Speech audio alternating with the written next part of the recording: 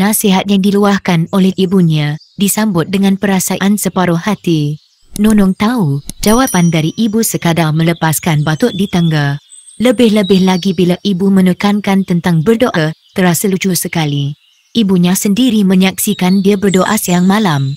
Jadi kenapa perkara itu ditekankan bila dia bercakap tentang jodoh? Sebuah pertanyaan yang suka dicari jawapan pasti, tetapi menimbulkan tanda tanya dan misteri yang tidak berjawab. Kalau diikutkan hati memang Nonong tidak mahu berdoa lagi. Dia sudah bosan dan perbuatan itu kerja sia-sia. Tuhan bagaikan menolak permohonannya melalui doa. Nonong juga sudah jemu berusaha, benci melihat muka dukun, pawang dan bumuh yang bukan sedikit mengetuangnya. Jodoh yang diharapkan tidak juga menjelma.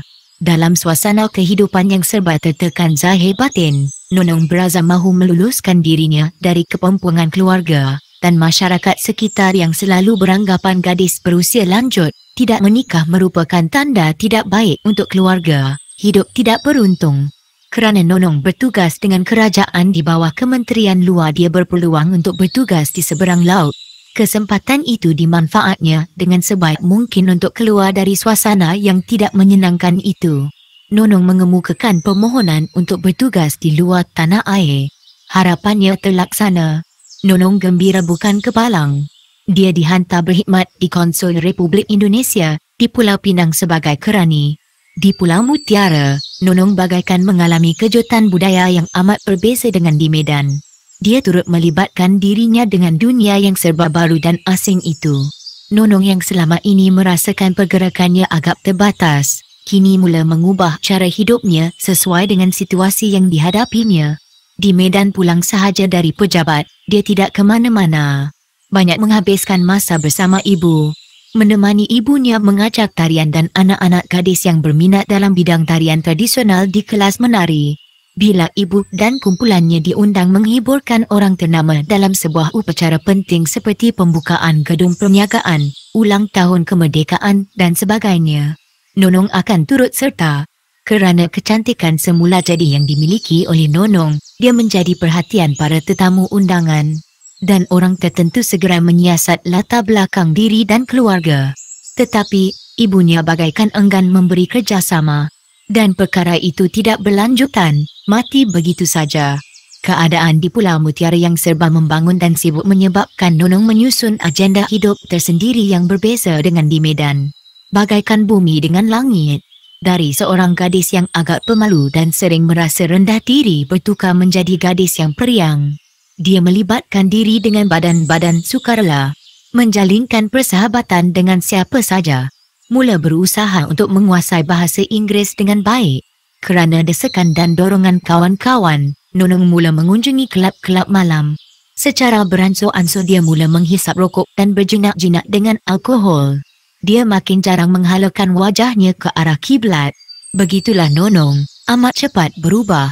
Apa yang sedang dilaluinya membuat dia lupa dengan masalah yang menggayuti kehidupan dan dirinya. Tidak timbul masalah belum bertemu jodoh, tidak kisah dengan usianya yang kian bertambah. Semuanya sudah dilemparkan jauh-jauh dari dalam kotak hati dan fikirannya. Seiring dengan itu, Nonong tidak suka melihat wajahnya di cermin, tidak suka menghias diri untuk menarik perhatian lawan jenis. Tidak ambil peduli dengan jiran kiri kanan rumah sewanya. Sesuatu yang sungguh drastik bila Nonong tidak menulis surat atau menghubungi keluarganya di Medan. Dia bagaikan mahu menjauhkan diri dari mereka. Ternyata usaha itu tidak sepenuhnya berhasil. Kedua-dua orang tuanya sering mengunjunginya, terutama ibunya yang boleh dikatakan setiap bulan datang ke rumah sewanya. Dan secara sembunyi-sembunyi, ketika Nonong tidur, mengusap tubuh anaknya dengan asap kemenyan. Kisah yang diungkap Nonong memang mengharukan. Saya bersimpati dengan nasib yang dialaminya. Mengapa gadis yang lambat kahwin menjadi buah mulut masyarakat? Dan apakah perkara seperti ini hanya berlaku di kalangan masyarakat Melayu sahaja? Fikir saya dalam hati. Ada lagi yang mahu ceritakan Nonong, itu yang terluah dari kelopak bibir Datuk. Sebab sahaja Nonong berhenti bercakap dan tidak mahu menyambung lagi. Saya resah sendirian melihat Nonong menundukkan muka. Kedua-dua belah sayap bahunya bergerak lemah. Mengertilah saya bahawa gadis cantik tidak bahagia itu sedang terseduh hiba. Kalau sudah begini kesudahannya, tidak mungkin Nonong mahu melanjutkan cerita. Saya membuat andaian sendiri. Tak apalah Memanda, cukup setakat ini saja. Hibur benar rasanya hati. Saya arahkan sepasang mata ke arah Nonong. Andaian saya hampir menjadi kenyataan. Maafkan aku. Lemah benar nada suara Datuk. Tiada jawapan dari Nonong, cuma yang kedengaran sedu dan sedannya sahaja. Mungkin kerana hibur atau tidak mahu terpengaruh dengan kesedihan yang melanda hati Nonong, Datuk segera bangun menuju ke jendela. Berdiri di situ merenung keluar. Nonong masih juga tersedu. Dan saya tidak bergerak ke mana-mana. Sedu sedan Nonong beransur lemah dan akhirnya mati begitu sahaja. Suasana di ruang makan terasa amat sepi sekali. Perlahan-lahan Datuk melangkah kembali ke tempat asalnya. Sejak Datuk berdiri di tepi jendela, saya tidak menumpukan perhatian ke arah Nonong. Saya lebih banyak merenung dinding ruang tamu sambil mengelamun sendirian. Tiba-tiba Datuk menyebut perkataan Allahu Akbar yang diikuti dengan batuk kecil. Pada hemat saya batuk itu sengaja dibuat-buat. Barangkali untuk menarik perhatian saya atau Nonong. Entah macam mana ketika saya menoleh ke arah Datuk secara tidak sengaja terpandang wajah Nonong. Pandangan kami bertembung. Tidak percaya rasanya, Nonong menghadiahkan senyum. Nampak cukup menarik dan manis sekali. Tidak berkedip kelopak mata saya memandang ke arahnya. Dalam khayalan yang tidak bertepi itu, Datuk batuk lagi. Saya tahu itu batuk nakal. Memang, ekor mata Datuk tetap menyorot setiap inci pergerakan diri saya. Kenapa Tama?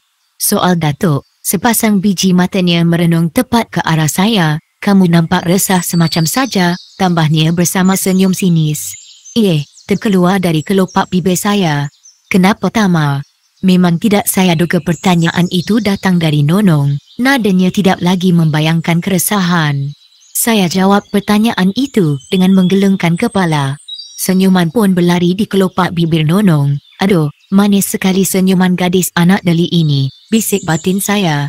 Sebagai orang tua yang banyak pengalaman, Datuk dapat mengesan yang suasana di ruang makan agak aman.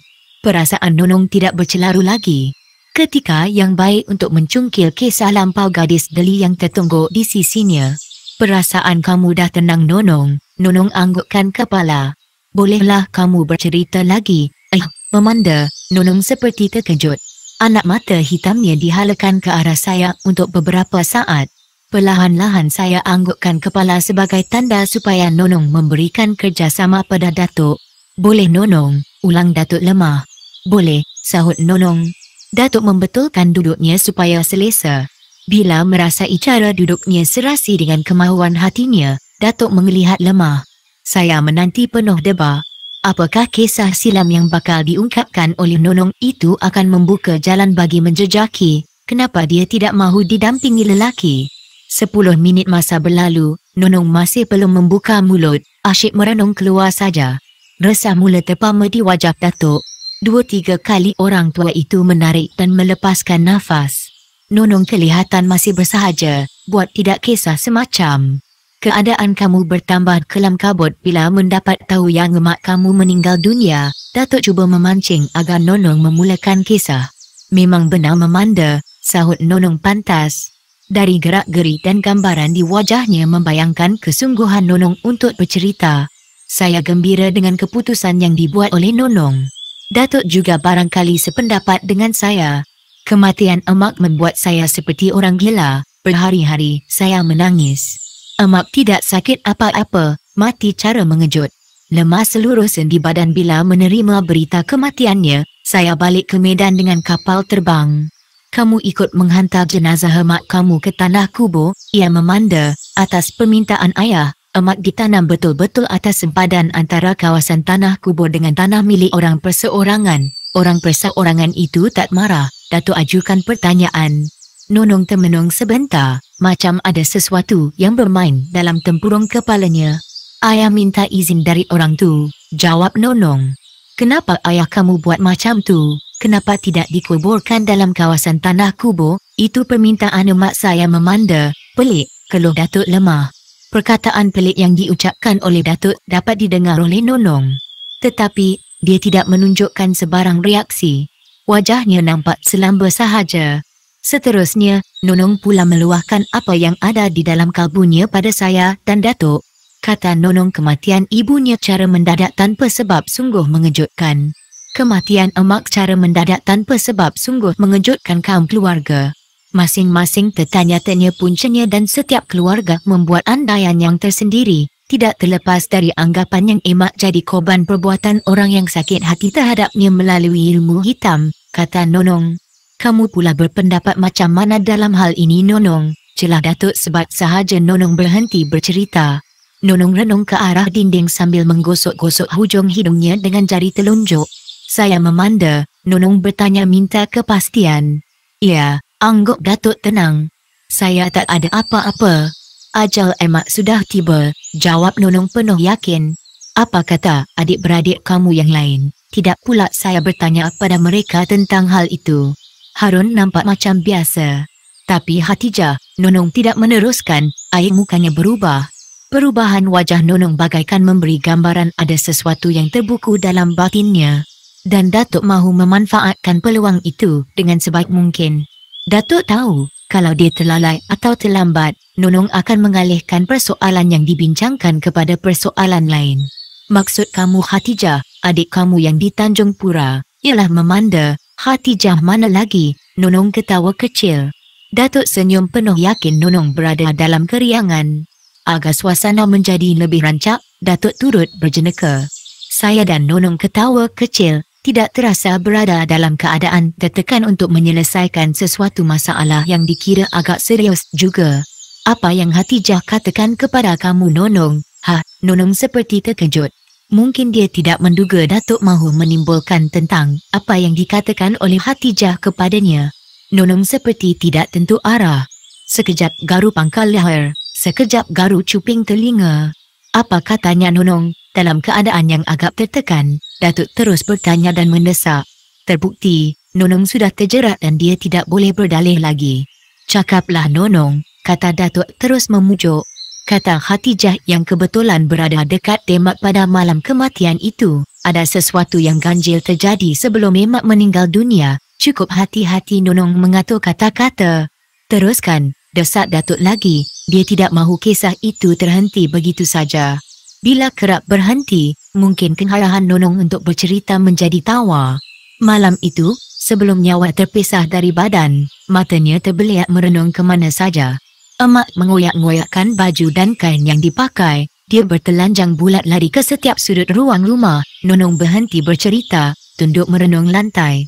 Perlahan-lahan dia menarik dan melepaskan nafas. Barangkali dia terfikir, menceritakan keburukan ibu pada saya dan Datuk sama seperti menceritakan keburukan dirinya. Hatijah tidak beritahu kamu, ketika itu ayah kamu berada di mana, Nonong? Nonong angkat kepala merenung wajah Datuk yang menghamburkan pertanyaan. Saya resah sendirian, menggaru pangkal leher yang tidak gatal. Di luar cuaca masih macam tadi. Kicau burung di halaman bagaikan bercampur baur dengan deru kenderaan. Masa kejadian itu, ayah ke masjid. Suami Hatijah dan Harun segera mendapatkan ayah. Sebab sampai di rumah ayah dengan dibantu oleh suami Hatijah, Harun segera bertindak.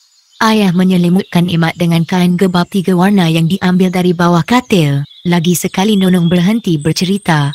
Dia memicit-micit kepalanya. Kenapa Nonong? Tanya saya.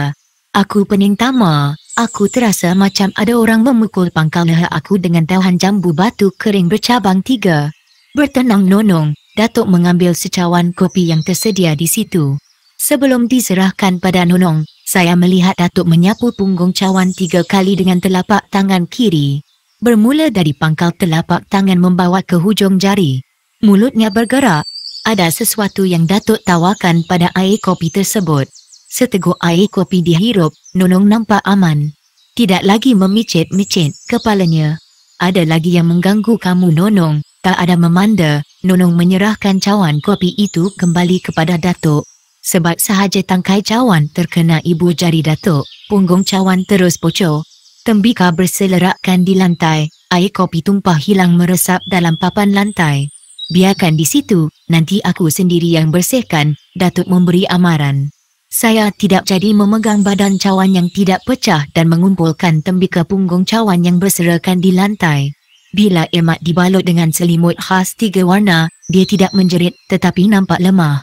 Ayah membawa emak masuk ke bilik khas, tempat dia selalu beramal. Emak tidak membantah, malah dia membayangkan memang itulah yang dihajatinya. Dikunci, Datuk renung batang hidung Nonong. Ia memanda, angguk Nonong penuh yakin. Lepas tu, tak ada kejadian lain, tekan Datuk. Menurut kata adik, Khatijah, setelah dikurung, emak memanggil-manggil nama saya serta nama orang lain yang dikenali oleh adik saya, ungkap Nonong sambil merenung lesu ke arah Datuk dan saya. Dari sinar matanya, dia memang mengharapkan sesuatu dari Datuk. Penceritaan selanjutnya makin lancar dan rancak. Tidak tersangkut-sangkut seperti tadi. Nonong semakin yakin dengan keikhlasan hati Datuk. Dia semakin berani dan bersemangat. Kematian emak sungguh pelik dan tidak wajar. Setelah dikurung semalaman, pagi-pagi esoknya, adik membuka pintu bilik untuk melihat keadaan emak.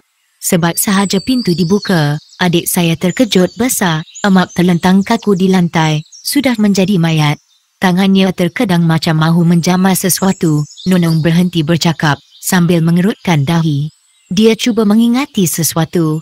Bila diingat muncul dalam benaknya, Nonong tersenyum dan terus menyambung kisah yang tersangkut. Mata emak terbeliak macam takutkan sesuatu atau terpandangkan benda yang mengerikan. Uban yang hampir memenuhi kepalanya bertaburan atas lantai. Adik saya yakin uban itu dicabut sendiri oleh emak. Nonong menelan air liur. Renungan matanya redup ke arah halaman rumah yang berumput hijau.